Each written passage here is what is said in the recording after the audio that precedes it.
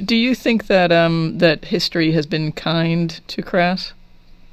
I think on the whole, yeah. I think there's been some dodgy bits about it, but no, on the whole, I think it's, look, I don't think Crass wouldn't be Crass unless it was surrounded by controversy.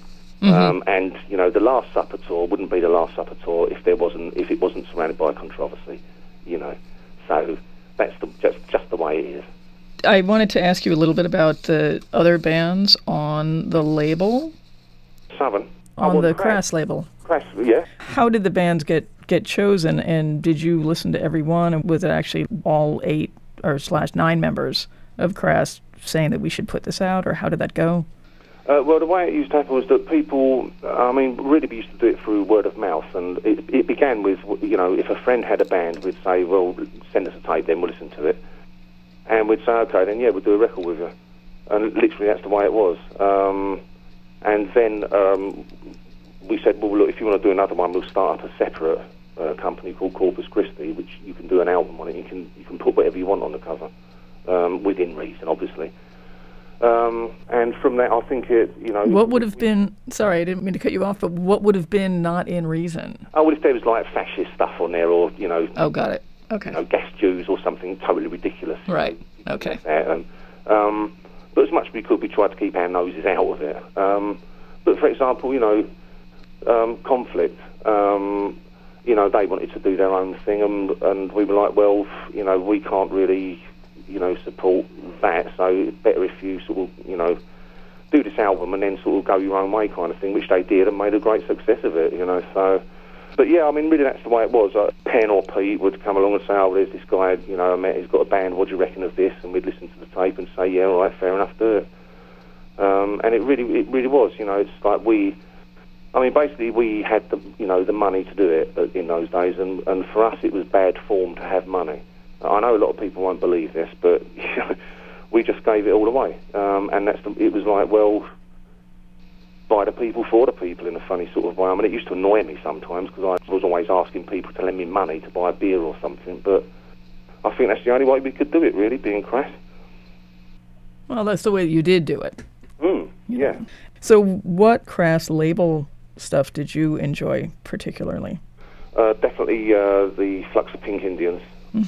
Tube Disasters single. Oh, yeah. The Cravats I always really liked. And Rudimentary Peni, Conflict and Rubella Ballet, all of them, actually. Most of them, I'd say.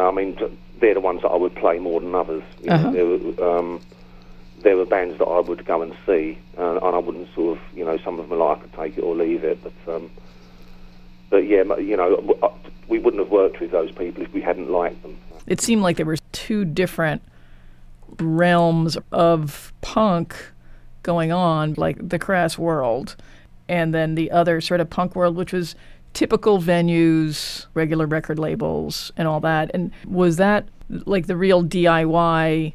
It seemed as if Flux of Pink Indians and Zounds and you guys always seemed to play at or halls or things that you all arranged. Was it really that divided, or did some of those bands play like regular gigs? I think it was that divided. I think people knew that if they came on the nice thing that happened was that, for example, Conflict, although they went off and did their own thing, they would play the same sort of places we were. And all of those bands that were on the Crass label, or most of the bands on the Crass label, did that kind of thing. So it was the kickstart to DIY. And Zounds and the Mob had come from that sort of travelling background, playing at festivals and stuff. And it was just a thing that everyone did.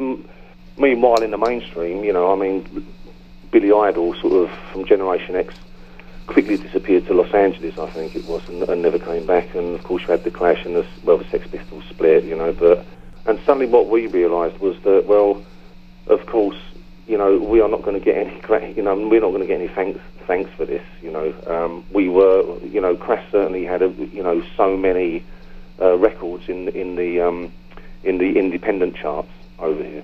So we were competing with the mainstream. But whenever you saw a program, and to this day when you see a program, it's always about, punk, and it's always about the Sex Pistols, the Clash, and, Generation X, Susie and Banshees. And but then, you know, it never takes into account all of those bands, even if, you know, all those indie bands, and I mean proper indie in those days, not what it means now, you know, was that they were all sort of doing great value for money gigs. You know, gigs were very cheap. They would give away badges, you know, buttons at shows. They'd give away leaflets and things. And it never gets mentioned. And it, you know, I mean, for example, you know, John Lydon a few years ago said that the only true anarchists are football hooligans. And I thought, well, that's such a stupid thing to say, John, you know, because no, he's totally forgotten, you know, all the people who go to, you know, protest, you know, stop the city, reclaim the streets, all the stuff that's gone on in, you know, in America and Toronto, all of the protest things, you know, why do you, John, you know, why do you think we have so many vegetarian restaurants now? It's because people like us, you know, and I'm not talking about Crass, but people like, you know, all of those punk bands, and even in America, you know, were really sort of sticking their necks out. And it's not only down to Crass, but I think it's also down to, this is very embarrassing, but I've forgotten what they were called. But do you remember those people, I don't know if it still exists, but where they were giving food for free to people? They were just, do you remember that in the punk days? I think that happened in San Francisco. And I can't remember what they were called now. But those people, you know, really trying to do something, and that totally gets wiped out of the punk history. And I think that's, you know, oh well, there you go. Typical. Well, John Lydon has a different world. Well, you know, yeah, and was never really part of any kind of DIY anything. Yeah. So doing like DIY shows, were they from the outset like, let's do this, or were they like a workaround, like from a roadblock because you couldn't get shows at regular venues? Oh, no, we actually set out to do that. I mean, it was our decision that, you know, we would go where no other band went at that time, you know. So we would play little scout huts, you know, in totally deprived areas. I think we were one of the first bands to really try to tour in Scotland, for example. I mean, people, you know, bands before had done Edinburgh and Glasgow, but hadn't done all of the other places. Well, we tried that. And of course, then after us came all the other bands that would do it. And lo and behold, you know, suddenly you could go and see a punk band in the most obscurest of places. You know? Right. So that was our intention. It was like, well, no, I mean, if people can't, you know, why... If people haven't got a lot of money, I mean, England was very broke in those days, you know, and people didn't have a lot of money, and we thought, well, no, we can put petrol in the van, you know, we'll go and play to them, you know, and so that's what we did, you know, and that was the start of DIY. I mean, the gig, you know, basically the way we would get gigs, people would ring us on the telephone and say, you know, would you come and play in, I don't know, let's say Bakersfield in England. And we'd say, where is it? And they'd say, well, it's sort of in the middle of nowhere. And we'd say, well, have you got a venue? And they'd say, yeah, we've got a sort of old chicken shed. Has it got electricity? Yes, I think so. Okay, yeah, we'll come and play it then. And that's literally the way we used to do it. And then, you know, it could be said that really Crass set the stage for where music is now. Just because DIY went to, you all took DIY to such a level. And you really don't know. I mean, you don't know how, you know, what the face of music and pirating music and Napster and all that kind of stuff, the way that music is now. It's really likely that Crass had a huge hand in bringing down the music business as it has had this demise just by planting the seeds, because someone has to plant the seed. Yeah, well, you know, if that's what happened, and I'm very honoured to have been a part of that, you know, but what I would hasten to add is that it wasn't just Crass, you know, I think there was a lot of unsung heroes out there that were doing it, without whose help we couldn't have done it. Right.